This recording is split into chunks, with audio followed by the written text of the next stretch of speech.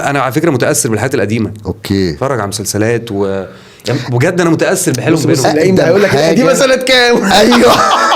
اقدم حاجه بالنسبه لك ايه؟ شوف لا عشان انا معاك. بص انا قابلت كتاب تمام من الجيل بتاعكم وكده.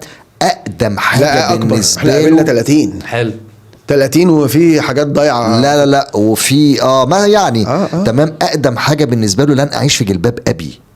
ماشي بس يعني مفيش قبل كده كمسلسلات.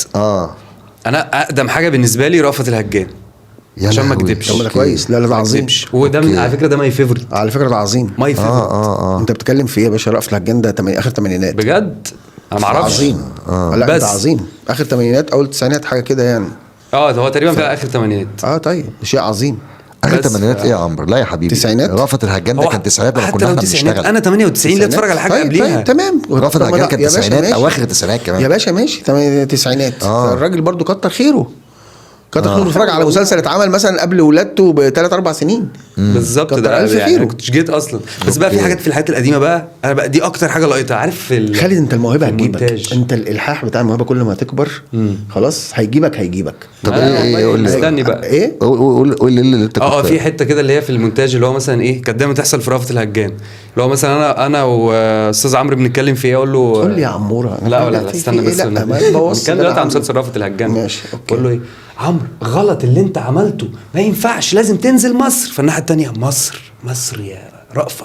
ايوه عارف كان عاملينها طول الحلقه الوصلات دي. أيوة. ما ينفعش تلاقينا ما ينفعش عشان كده الموضوع تاني اصلا. لازم في المونتاج خلاص بقى راحت عليها بقى الحاجات دي. لا كان بس دي اصلا كتابه خلي بالك بقى بجد. لا حاسه دي اخراج. لا بجد كان بقى وقتها المخرج مش ممكن يعمل اللي انت بتقول عليه ده في حلقه بحالها من غير ما تبقى مكتوبه. سيستم كتابه لازم مستحيل.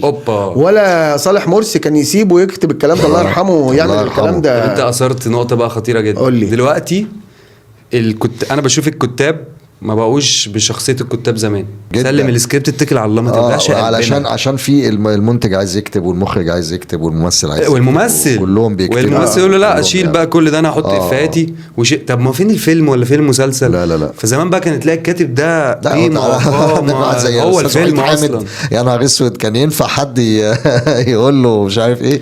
لا ما دي من ضمن التاثير برضو ان خلاص بص كله سلق بيض. ما هو بالظبط كده. فكره السرعه خلقت نوعين. في نوع متمسك بالطريقه القديمه دي او موسطن نفسه في النص وده خطوته بطيئه عشان نبقى واضحين مع بعض. اللي في النص خطوته بطيئه يعني. هو راجل زي حالاتك كده اكبر شويه في السن متاثر جدا بالاعمال الذهبيه دي اللي مش هتحصل في الوطن العربي تاني خلاص. وفي نفس الوقت عايز يكتب لجيله او الازهر وده حقه وده منطقي تمام. ده خطوته ابطا لان هو كده شخصيته طالعه في الورق. ماشي. تمام. وبينقي مواضيع قريبه من شخصيته قريبه من المشاكل اللي هو عاشها قريبه من المشاكل اللي حواليه عايشينها. ماشي. او مش مشاكل المشاعر بلاش نقول مشاكل. صح. لكن بيجي حاجات تانية تمام اخف بقى بكتير. والاساس فيها بقى اللي انت قلته من شويه في الاول خالص هو الريفرنس حضرتك.